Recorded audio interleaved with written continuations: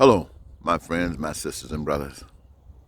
Sitting out here in the park, segregating myself as most of the public is doing nowadays with the threat of this coronavirus and people not knowing what to do and not knowing what direction to follow. But as I sit here, I contemplate, and I'm thinking about times past. And the question comes, do you remember when? Do you remember when it was all good? You know, when you were young, life was fun, and you looked forward to every day. Economic status really didn't involve you as far as you knew. You just wanted to live. All the way back to the days of in the park.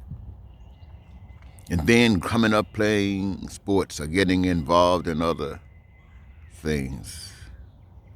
I'm telling you, ladies and gentlemen, it's absolutely fantastic.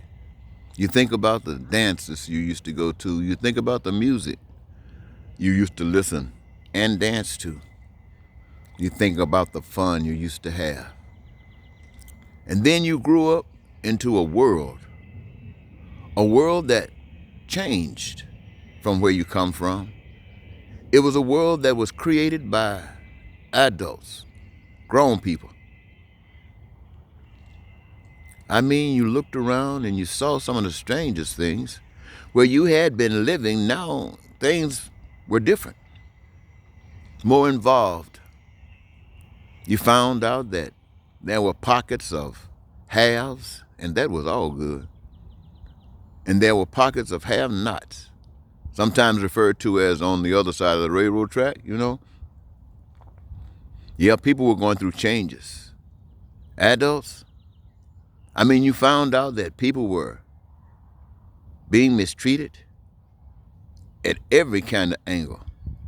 You found that people would do anything, my friends, just trying to survive, and people would take advantage of that.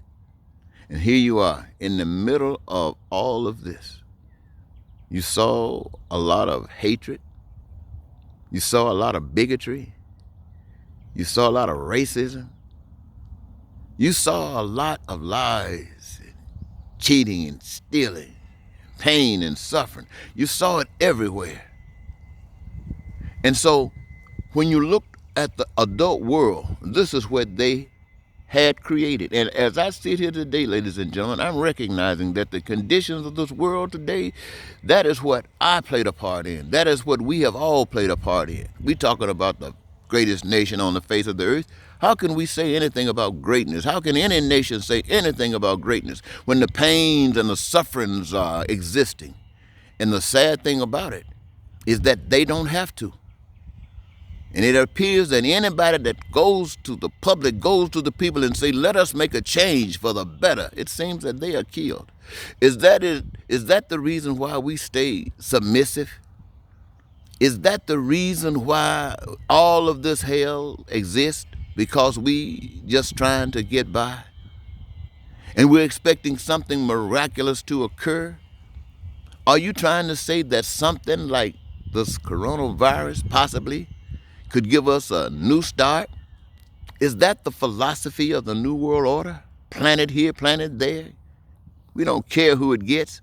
The World Trade Center, we didn't care who it got. Just get them. Is that the vibe? Is that the vibe of America? Is that the vibe of the world? Of course it's not. We're not that far gone. We're gone, but we're not that far gone.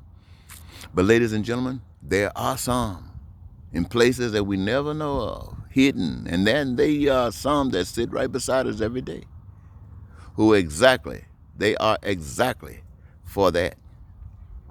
And so I can understand why, if there's a power superior to that power, to come to a rescue by giving us the information so that we can respond according to that information, which depicts where we're going to be. Maybe it tells us where we really are. Do we really want peace? Do we really want prosperity? Do we want freedom? Do we want joy of life? Do we want the fulfillment of our dreams?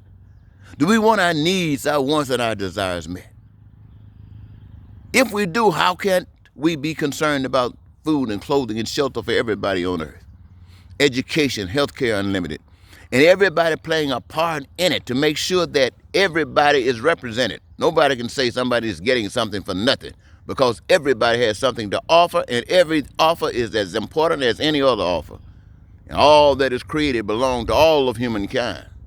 No one can place themselves above another, because they recognize themselves together as one brother, operating under the power of one spirit that we can't see, can't touch, can't feel, but we are the evidence thereof.